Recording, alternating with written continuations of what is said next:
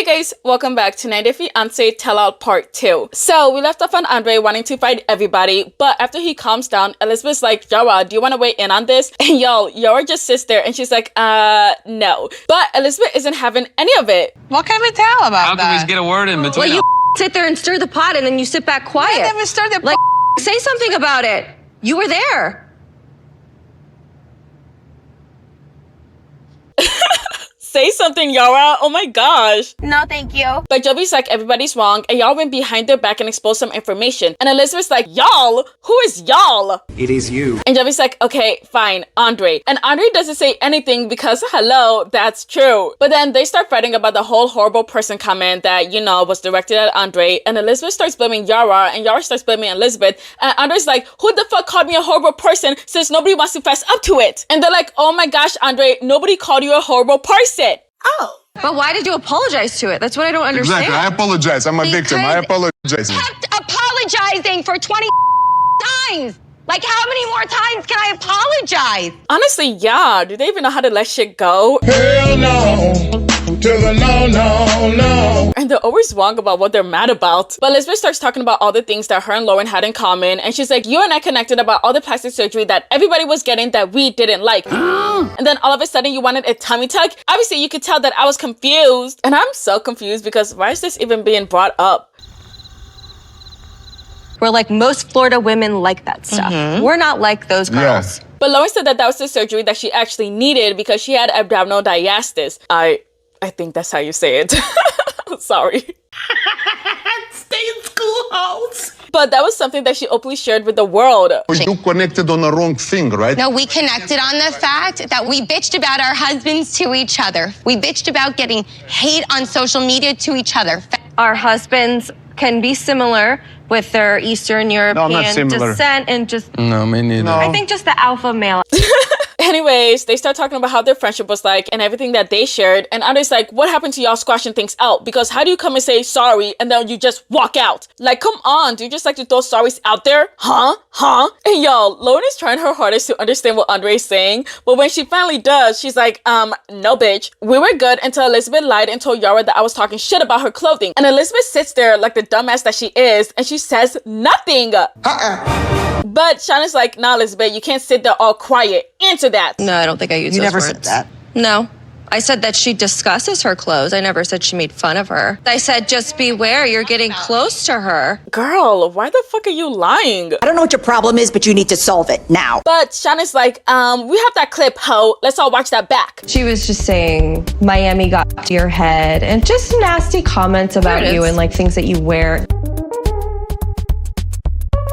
But Elizabeth says that she stands by what she says because Lauren did say those things. And Lauren's like, so once again, you're sharing personal conversations. And I'm like, hold up. Okay, pause. That means you were talking shit about Yara and her clothing? Okay. Another dumbass, fake ass bitch. Is that not girl code? Should I not warn another girl that another girl's talking about her? Should I not warn her about that? I forget about it. As a new person in Miami looking to make genuine friends. Well, you don't live in Miami, thank God, so. You guys are all horrible. Oh my gosh. But Yara's like, Lauren, back to you. Explain yourself. And so Lauren said that she didn't say that Miami got to her head, but she did think that Miami did fit Yara. And Yara's like, oh, okay. But Elizabeth says that she doesn't trust Lauren, and she stands by saying that Yara needs to watch out for Lauren and that she cannot be trusted. And so Shauna's like, oh, so you think that Lauren should not be trusted? And she's like, I didn't say trust. I didn't use that word. And like, Elizabeth, are you serious? You just used that word. Are you serious right now, bro? Makes sense. You're so twisted on all your lies and all your conspiracies. So now, because she's caught, she starts going off on everybody. Like, you guys, she is literally playing the victim. You hurt us. We came here as your friends. And we had conversations thinking we had an understanding of what was going on. So there's no feelings hurt. Yeah, so But there's feelings hurt because nobody's on the same page besides them. But Lauren's like, sure. But Elizabeth and Andre told Yara and Jovi that they had to choose between us or them. And y'all, they don't even deny it. for once. And they're like, yeah, we sure did say that. And so Sean is like, Yara, are you friends with Lauren? And Yara's like, yup. Are you friends with Elizabeth? And she's like, I don't really know about that. And Elizabeth looks like she's been betrayed. You're a loser! And I don't know why she looks so shocked because, hello, the last time you spoke, you basically called her like a bitch in her language. So, yeah. Don't be confused, you worthless bitch. You can't run in your fucking mouth from somewhere you don't know where you at. We will touch base later, and we will be joined by Lauren's friend, Noga. Oh my God. Bring her on. But they call it a day and they wrap it up and everybody leaves. But in the back, Jovi and Andre tell Yara and Elizabeth that they should talk. Yeah, this was like a lot more to do with Lauren and Alex and Elizabeth and Andre. We're in the middle. I'm just trying to be friends with both of them. That's it. But why though? Maybe Lauren and Alexi, but Elizabeth and Andre? Hell no. I'm going to the house. I think it's gonna be okay because today, all the bad stuff happened. So now I feel pretty confident that it's gonna be less Gino and Jasmine drama. I'm hoping. Oh my gosh, who's gonna tell him? But on the bus, they're talking about Jasmine and how she got into Matt's head. And then they bring up Natalie and Gino's like, yeah, she treats me so good. She doesn't even fight with me. She's pretty. Oh, thank you. But she has like a good heart. You're happy with her. You're giggling, Yeah. farting. That's nice. You fresh start. That's nice. New fresh start. Why did he clarify that it's over between them? I just thought that was so strange. Anyways, it's the second day of the tell-all. So everybody pulls up and Matt is like, I thought everybody was gonna be a dick to me, but everybody's just so freaking nice. I wanted to not like you. Oh, okay. Nobody wants to like I know. And then you meet him and you're like, well, that He's plan. so likable. It's crazy. But Kara says that she sees Jasmine blow up and cry all the time, and is this gonna be one big drama show? And yo, Jasmine screams from the other side of the room that she's postpartum, and Kara gets irritated and she's like, well, if you let me finish, I was gonna say that I thought you were gonna be so much drama, but you turned out to be so nice. You actually turned out to be so nice, but you're just proving the first part.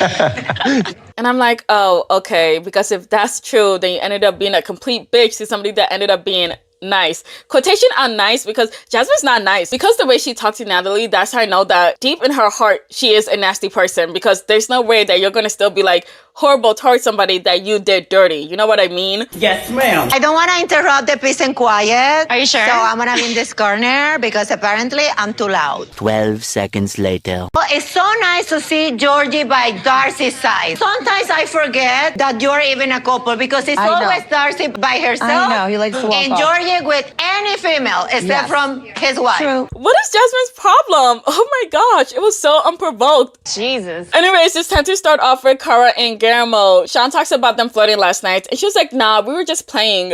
Yeah, they were just playing. Put the sandwich inside your...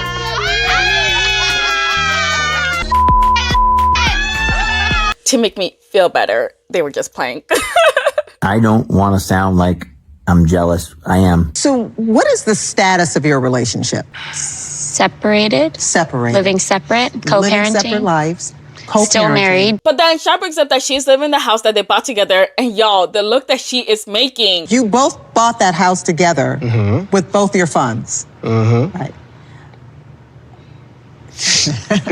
So Kara clarifies that basically she bought the house and put him on the deed, and now she wants him off the deed because he didn't contribute anything towards the house, like mortgage or whatever. And Guillermo's like, nah, that ain't true. Actually, you were the one putting every single thing that I will spend in the house or in the family. And actually, it was more than what you were putting into the house. She said specifically she took care of the house, but as a whole, it was him. And Alexi said that they can't separate it. And she's like, but the food he buys isn't bringing in more equity on the house. Oh, you sound like you slow. Which I think is really dumb because he's paying for like the food and everything else that the house needs. That's how you're able to have like all this extra money to like pay towards like your mortgage. So like, yeah, he is contributing like a lot actually. You're not gonna scam me, idiot. But that's a dumb way to think about it. Even if you're saying that you're paying this and I'm paying that, is one. Do you want to fight that battle and you like want to claim 50%? How much did you put in? Listen, I come from nothing and I don't care if I go back there. But Guillermo said that he isn't gonna fight this and he just wants a peaceful life. So he decided to give up 50% of the house. But like, no, Guillermo, just fight it. Come on, you have like a strong case here. He brings up that there's no equality in the marriage, and he said that if he did the same things that she did, then he would be the bad guy. I keep my kid. I don't care about you. It's not your country, but I don't care about you. I've never said that to you. No, but it's the truth. It's there. Like, you can see it. Ow! He said that this is a small line of respect that he feels from her because he's the father of the child. But if he wasn't, then there would be no respect at all. And then he elaborates that she speaks down on him. And you know what? I can't see it. And not because, you know, I want Guillermo, but, you know, she's just a bad person. Rona said, Guillermo, the way Kara speaks to you, that's really bad. Not your own mother calling you out. Oh. Wow. But Kara's like, my tone can be sharp and maybe that just confuses him. But he's like, no, I ain't confused. It's the words. You be saying things and it's not right how you be speaking to me. But they decide to move on to her music career. It's just growing and evolving. Bringing in money? No. You know, music is a really hard industry. And I don't know that you see profit for a while. Okay. Not Elizabeth nodding. Wasn't she also trying to have a music career? Hi, my name is Elizabeth Podhas, and I'm with Monarch Talent Agency. Cause even when I'm a mess, I still put on a vest with an S on my chest. Oh yes, I'm a superwoman. Yes, I am. That is so funny. Two flopping bitches. But Kara said that she married someone that doesn't support her. And Juno's like, yeah, I think you should have been there for her. I would have been there for her. I love you, Kara. Sorry. But Guillermo talks about how she kept going out and drinking and partying. When she was going out to sing, then she keeps going into a party, drinking, and then to another party, and then to someone else's house until like 4 a.m. And I'm like, yo, were you not going to sing and then come back home to your family? We know. She's just having fun. Gino, please. Y'all, I know he wants her so bad. But she did not cheat, you know, she just had fun. I actually went to New York 2 weeks ago to Manhattan with Joey for my birthday, and Joey didn't have no problem with that. I go out, we get to the bar with my friends. It's not the same. But Andre's like, would you believe him if he said that he was going out and just singing? And she's like, yeah, of course. But Jovi says that she's just using the excuse of singing just to go out and party. Facts. You would have done the same thing. I would have been by your side with you the whole time. I think she would be with you. If you will support her, you be there for her, she will be go home with you. Look. That's the dumbest thing you could have said. Guillermo says that he has a problem with Kara when she drinks because she's a completely different person, which had me thinking, oh, does she get violent? But no, she gets flirty. The behavior that you exhibited was whore-like. The whore jumped out, and then it jumped back in. Y'all, he said that she likes to act all cutesy and be touching other people, and it's just like a hot mess. They think they have a chance. Exactly. She's not being like, oh, okay, sorry, like, I'm not gonna speak to these people, I'm married, like, I feel like that never comes up. But she's a singer, aren't those her fans? I don't give a damn! I mean, imagine. But I think you still have to be respectful to your marriage. Right, fans or not, you shouldn't be flirting with anybody that's not your husband. But Kara says that she becomes more fun when she drinks, and Andre's like, oh, so you're basically not wife material. She's got a point. I feel like she can't go out, but she needs to like cut it down on the drinking just a little bit. Actually, just a lot of it, because if you're flirting all around with like so many people, you need to like stop completely. You're drunk. From day one when I met Guillermo, I've never not been who I am. Like, I never changed. He changed. He was fine with who I was. Guillermo said that they both agreed that she has a drinking problem, and she said that she promised to stop drinking to help their marriage. I will try to stop drinking because I want our marriage to work. And how did that go? 2 weeks. I said, hold on. I mean, I definitely started drinking. I said, hold up, wait a minute, something ain't right. But like... 2 weeks. Just 2 weeks? Damn. Yeah, but he was still being ridiculous also. Ridiculous what? I'm trying to build trust. So they asked her how much does she actually drink, and she does admit that she drinks a whole bunch. And Shauna's like, maybe you should have gone longer than 2 weeks. The fuck? But she's like, no, because he wasn't putting in effort, and I was the only one putting in effort, and he was still standoffish. But I feel like that's really dumb, because that's a legit problem that you had. So you stopping would have helped you in the long run and your marriage in the long run. Just because he was a bit standoffish for 2 weeks, you could only last 2 weeks? Yes! Really? Yes! Also, there was more problems in their relationship than just the drinking. He talked about her talking down on him all the time. So if you worked on that as well, maybe he would have been less standoffish. Just saying. She doesn't like when people tell her what to do. And this is not just coming from me because I just want to say it. When I yeah, she can agree. Her mother told me when I got here, Kara is the type that she would do whatever she wants. Be careful, be careful. Damn, Kara, your mom hates you. But now they bring up Kara and this DJ guy and how she would go to his parties and how it was a big problem for Guillermo because remember, they used to hook up before. But Kara's like, no, we only meet up just for me to get connections. But she also said that that man is married now with kids, and Guillermo said that no, they're separated. But she's like, no, they're still married, which is important because Sean mentioned them being separated, so I'm confused on whether they are separated or not, but I'm gonna stick with them being married because Kara would know more than Guillermo on his relationship. But she also could just be lying, so yeah. It's fine to work with him, but like, is it necessary to go to the after party to 4 o'clock in the morning? I mean, yeah, that's debatable. But how's that debatable? It's not okay at all. You got a husband and kids at home. I would say like once in a while, it's fine. But the fact that she does it all the time, I would see why he would have a huge problem with it. When we just got married, that he was writing her. And the way he was writing, it was to invite her out. I'll be very honest. In my heart of hearts, if I went to him tomorrow and was like, hey, let's hook up, I have no doubts he would. I have no doubt about it. Girl, that's a clear example on why he's not okay with you and this man. Like, what the fuck? Shut your stupid ass up.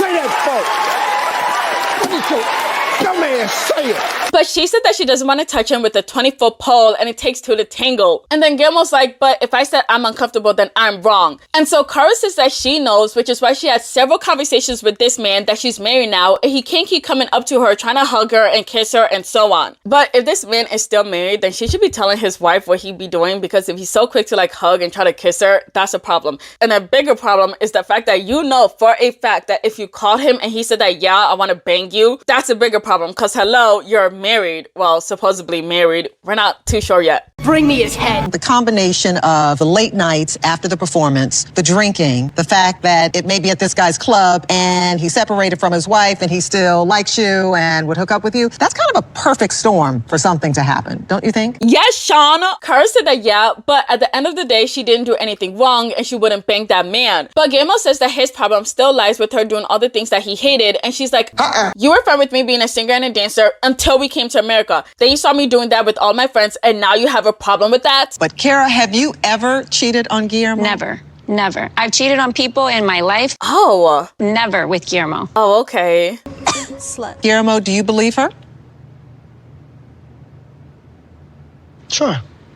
Sure. Really, nigga? Guillermo said that he just wants to let everything go and that she was the love of his life, but not anymore. And y'all, Kara starts crying, but like, for what? Because like, clearly you're over this man, so what are you crying for? Look, she's crying. Do you hear her crying? Like we care. I don't give a Kara, that really hit you hard. Yeah. I don't give a damn. Not even a little bit. But they switched to Kara's mom, telling Kara that Guillermo probably cheated on her. And all the guys are saying that Kara's mom is stirring the pot. And you know what? I do agree, because I noticed during this like tell-all that she's in both of their ears talking shit about the both of them. So yeah. Bitch, quit being messy. But Guillermo said that he was at the river, and Kara's like, no, my mom said that you were at work. And Guillermo can't remember what the hell she's even talking about, or even what day this even happened on. And so Kara said that it was during the time that she went to Mexico to go visit her pregnant friend. And so her mom was watching Nico while he was at work. And instead of him to come back at 5 o'clock, he came at 6 or 6:30. Then he comes in late, disheveled, runs straight to the bathroom, takes a shower immediately, comes back out. My mom was like, he's late, he's disheveled, supposed to be at work, runs to the bathroom, like suspicious. And Guillermo, you don't remember this at all? No! But Guillermo said that he doesn't remember that day, and usually when he's at the river is when he comes back looking crazy and hopping into the shower. But Kara's like, no, you weren't at the river. You came back in your work clothes. How could you be so sure? I don't know, but I just find it so funny because Kara's like talking with so much confidence as if she was there, but she wasn't. It's your mom that's saying all of this. But Guillermo said that he never cheated. It's not about the cheating. There's so many other problems here. I don't know. It sounds to me like you're the problem. I don't see anything you're really saying that Guillermo's doing. Stop it. She's such a fire. He's such a ground. They cannot go together, seriously. I don't think he's wrong. Anyway, Sean asks if the next step is divorce, and I mean, they're separated, so probably. Kara said that it might go that way, but they asked Guillermo if he loves Kara, and he's like, yeah, she's the mother of my kid. And y'all, Gino just looks so mad. Like, no, she should be the mother of my kid. It should have been me, not him. It's not fair. So you just love her as a mother of your kid, or you love her as a woman? He doesn't love all of me. We consider that the mother of your kid, that's your woman. I guess I don't see it like that right now because... So look, I don't know. I don't know. But Guillermo said that he doesn't know 100% how he feels and it's just pain right now. But Sean asked everybody if they could see them getting back together and they're all like, yeah, definitely. Like, y'all sound like idiots and Cara's eating that shit up. Fucking idiots. Complete morons, low IQ. It's unbelievable. They look nice together. Look at them. Yeah. Y'all ugly. But that's the end of their segment and they're gonna move on to Brandon and Julia. But before they do that, they get a 5-minute break, but Julia runs up to talk to Sean. I'm not sure what that girl is. Okay. It's tough and you're scared. I understand that. But it'll be fine. You'll do a great job. Okay. Okay. But they're back from break and Sean asks them how they're doing and y'all, she starts crying again. I'm confused. But they talk about their fertility journey. Well, try to talk about it because the girl is struggling to get the words out. And now what we are dealing is even more. I'm gonna talk.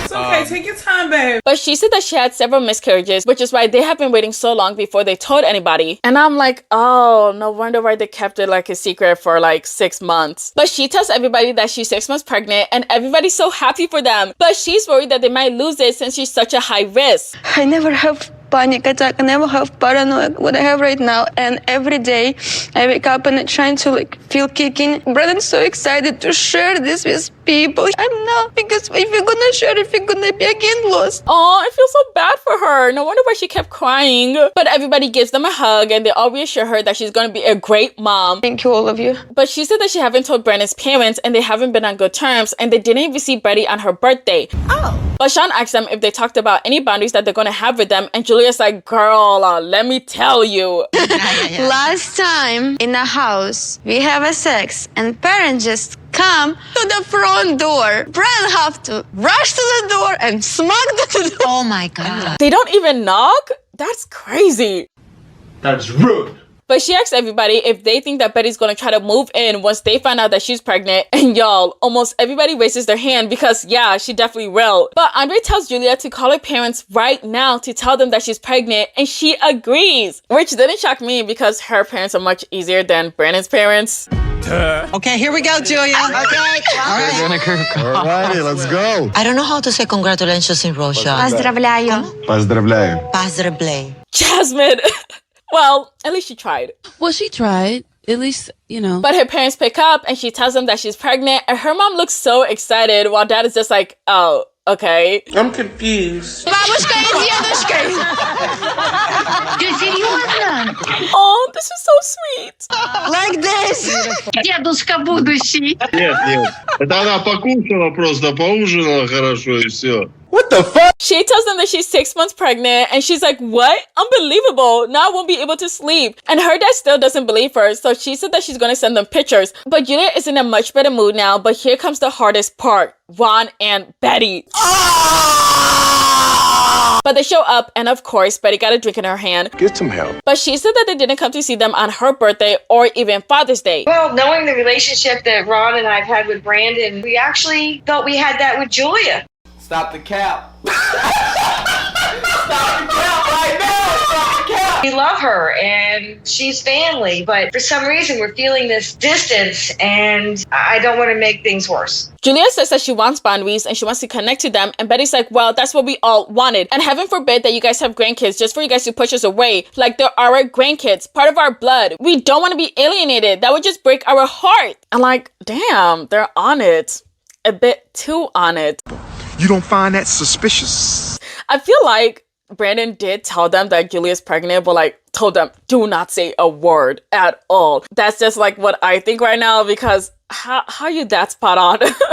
I suspect Foul play. And even to the fact that I know, I said there if. aren't any grandkids. Brandon is my son. Julia is, as far as I'm concerned, my daughter. But you have to make this first gesture to reach out because we've tried. Julia then explains that she's hiding something from them, and before they can say it, that's where the episode ends. They show us a preview of the next episode, but they don't show us their reaction, so yeah. Useless and disappointing. But in the next episode, everybody thinks that Georgie is cheating. Then Jasmine tells Julia that Matt's mom is trying to set him up with another person for like marriage. And you know what? Good for Matt's mom, because I don't feel like Jasmine actually loves that man. But Jasmine says she don't want to marry you, so what if another opportunity comes up? You taking that opportunity or? Maybe. We'll see. Can I say it like this? No, but if we don't live together. How much time are you going to wait for her? 10 minutes tops. See if you can get it down to 5. Anyways, that's the end of this video.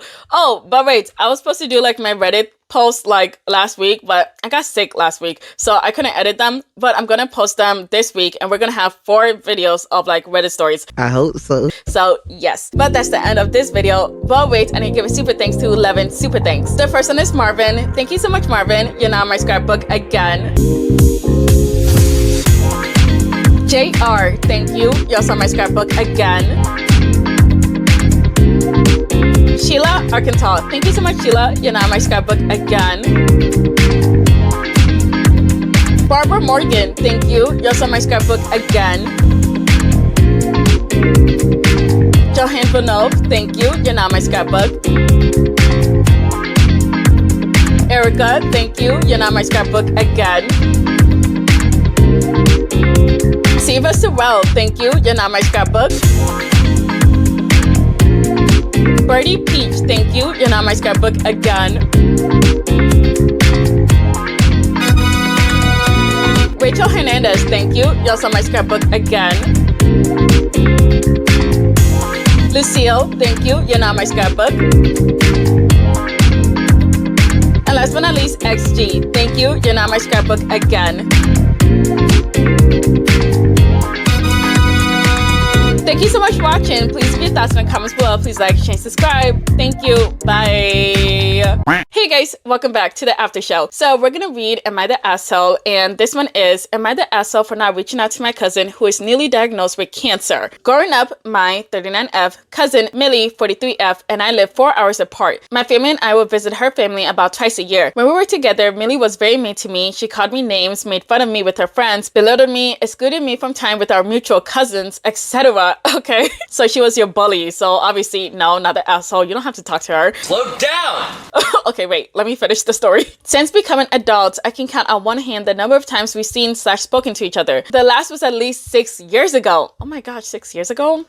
I don't even think she's even thinking about you. So why do you even have to like say, oh my gosh, I'm so sorry you got cancer? I don't even think she remembers you. Who are you? We exchanged pleasantries, but that's about it. There was never a bond there. Is there somebody forcing you to reach out? Yes. What's going on? This week, Millie was diagnosed with breast cancer. While talking with my mom, she mentioned that my sister was planning on reaching out to Millie this weekend, which is her way of saying, you need to reach out too. However, I'm having reservations, as you should. Now, this may seem petty. Whatever you gotta say, I'm on board, okay? You don't even gotta explain yourself. And this is where I might be the asshole, but I had cancer. Oh, I was diagnosed with uterine cancer at 30 years old and had a total hysterectomy. And I didn't hear anything from Millie. Ow! Well, that surprises nobody. It's an evil world we live in. Nor did I really expect to. I never had a grudge against her or anyone else that I didn't hear from during that time. People are busy living their lives and I completely understand that. But my mom mentioning reaching out to her kind of triggered me. I don't wish Millie any ill will. I feel awful for what she and her family are going through and what they're about to go through. I've been there. To me, going out of my way to comfort someone I don't like and who I know does not like me feels incredibly inauthentic. Fuck, Stacy's coming over. I hate that bitch. I hate her. I hate that fucking bitch! I fucking hate that fucking bitch! I fucking hate her! Hey guys! Hi, Stacy. Should I just let the relationship be and tell my mom to back off, or do I say something to Millie? Am I being a mega asshole if I don't? Just to add to the story, I messaged Millie when I couldn't make it to a wedding to send my regrets and to wish her the best. She never responded. Girl, do not say anything to this woman. Obviously, she doesn't remember you. And I genuinely mean that. I don't think that you even go through her mind. So you even say like, oh, I feel bad that you have cancer, or I'm so sorry that that happened to you. She doesn't care, okay? She's gonna be like, who is this? Who are you? I don't remember who you are. Thanks though, I guess. Or she's just gonna leave you on red again. But let's read the comments. Not the asshole. Having cancer doesn't magically turn somebody into a good person. You don't owe emotional labor to somebody who made your life miserable and never even acknowledged your own diagnosis. Yeah, she never even said something to you. Oh, your mom is weird. She's the real asshole here. Well, her and Millie, because Millie's something about her. She needs help, okay? And more than just the cancer treatment. She needs mental help as well. Mental institution. Crazy. Bitch needs straight jacket. Not the asshole. I just not say anything to your cousin or your mom. You're under no obligation to reach out. It's obvious you're not close with your extended family. If you wish a quick sorry to hear about your diagnosis, I hope you have a quick recovery. Nothing else has to be said or followed up on that. You know what? I won't even go as far to say that. I literally wouldn't even say anything to her. That's just how I feel about it. She doesn't deserve anything. She already has her family that's like comforting her, I believe. I hope so. But you don't need to say anything towards somebody like that. Anyways, are you the asshole? No, you're not the asshole. Fuck that bitch. That's the end of this video. Thank you so much for watching. Please leave your thoughts in the comments below. Please like, share, and subscribe. Thank you. Bye.